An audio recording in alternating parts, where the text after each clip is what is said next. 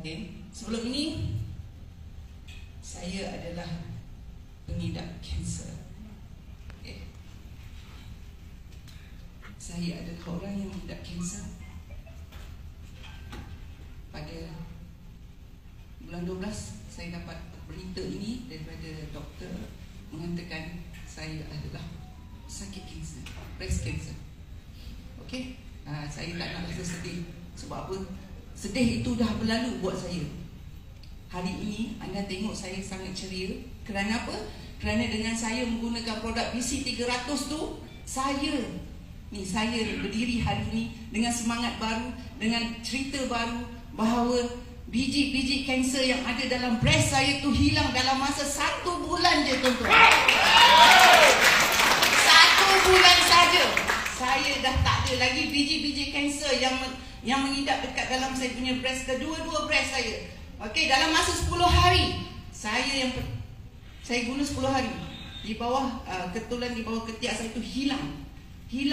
Dah tak ada. Urat sebesar ibu jari ni dah tak ada. Biji yang sebesar ibu jari ni dah tak ada. Bagaimana kalau tuan-tuan semua kalau menghadapi seperti saya hanya hidup seorang-seorang. Saya tidak ada siapa-siapa yang nak duduk di sebelah saya. Kak Mas adalah orang pertama yang tahu tentang saya, dan dialah yang memberitahu saya bahawa dengan BC 300 itu anda boleh guna. Tapi kalau anda dekat bawah ni, kalau ada tak kisahlah anda sakit apa pun, anda memang boleh guna dengan BC 300 tu. Kerana saya adalah testimoni yang sebenar.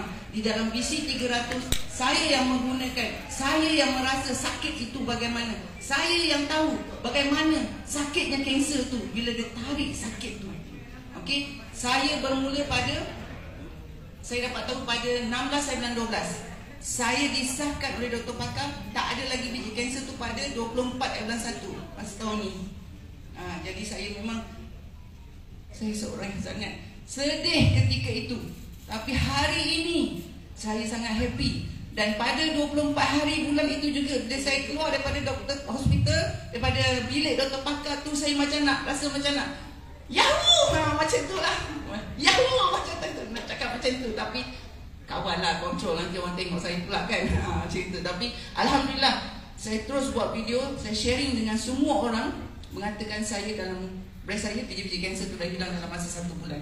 Bagaimana anda di bawah sini, anda boleh juga sharing dengan semua orang. Tak kisah sakit apa-apa.